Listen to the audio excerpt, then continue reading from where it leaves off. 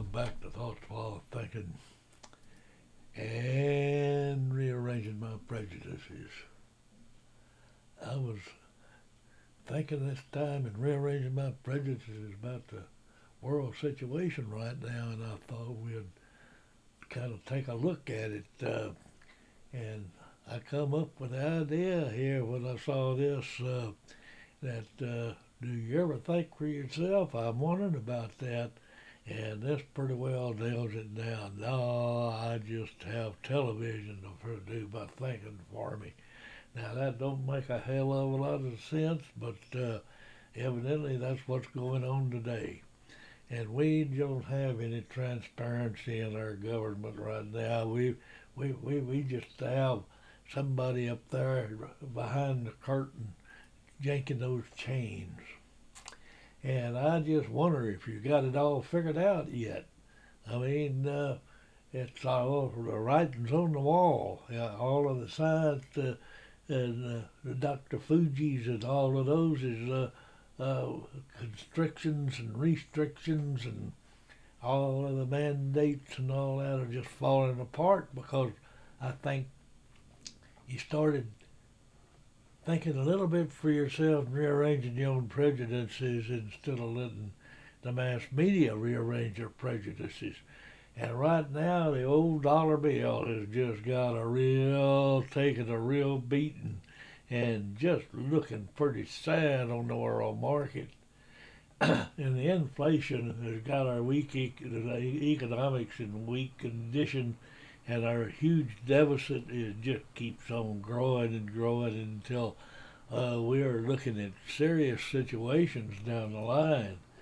And the government just keeps trying to prop things up with more spending and printing more money, and it's just kind of making things worse. And I saw this thing, and I just had to almost flip out when the guy whole stimulus check wasn't enough to fill up his big old SUV. It had to give his arm and a leg along with it, and that's how I felt when I pulled up to the service station the last time. And I'm telling you, the old market is just falling down. And this old guy here, he says, in the science, the authority embodied in the opinion of 1,000 is not worth a spark of reason in one man. That gives you a little bit of rearranging your prejudices, thinking about that a little bit, don't it? And this guy here, he says the books and all forms of writing always have been the object of the terror for those who seek to suppress the truth. We looking at anything now? Are we seeing anything that's going on? And this little eighth grader in New York, she drew the picture of what that old mask mandate deal for those kids is like. It was just terrified her. And she might as well had one of these things on and scared her or all that stuff. But those kids, they're pretty impressionable. But this little old sweetheart comes down here and reminds us that we had all that natural immunity all along. And so that brings up back my old buddy that wrote the song that is titled, "Your conspiracy theorists were right and you owe them an apology." How do you rhyme with apology?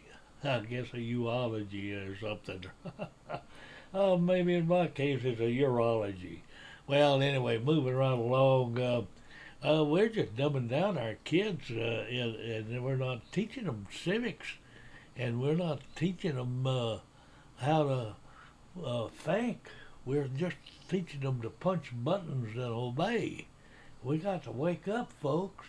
We got to start teaching our kids the basics of what they need in this old world to get along. And old Winston Churchill, he was quite a philosopher as well as a lot of other things that he's been noted for.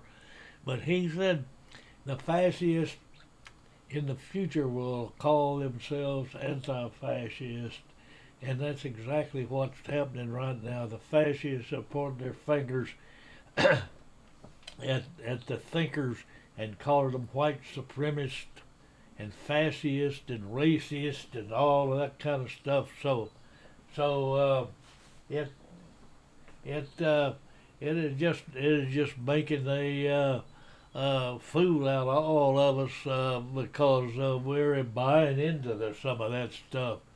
And old Trudeau in Canada, they just going goofy over there. They turned that almost into a banana republic. What happened to the freedom in Canada? Lands of Goshen, you got to think that the Chinese and Putin and all those communist countries over there that got a little power going on are laughing and talking to one another about how they have made that inroads into North America. And Trudeau is a good example of why you don't want to give the emergency powers to the government because we're scared of the government, or at least I am, and I don't think I'm in that boat by myself. And old Putin, he's kind of poking a little bit of fun, but he said, why would he want to attack America when that's what the Democrats are for? Well, that that may be a little joke there, but that's one of those jokes that strikes home with a little bit of terror in it because old Putin, he knows what he's doing, and he's over there taking care of the Ukraine, and we're sitting back there just kind of watching it and throwing noodles at it. And when you look at the whole picture, the basic problem in America today can be summed up with this one little picture here.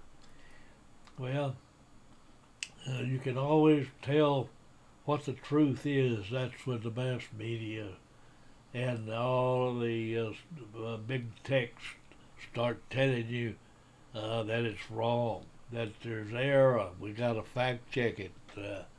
So the Bill of Rights is still there.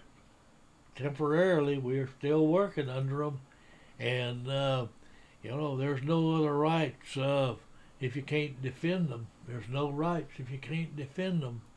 And the Second Amendment does not grant the government.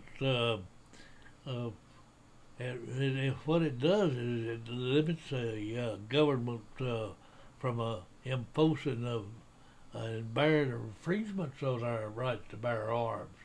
I'll read that again because I just stumbled all over that thing. And the Second Amendment does not grant us the right to bear arms. The Second Amendment denies the government the authority to infringe on that right to bear arms. Now think about that a little bit, rearranging prejudice stuff. And George said if the freedom of speech is taken away, then the dumb and the silent will be led away like sheep to the slaughter. And then we come along here to Einstein. I just love some of his quotes.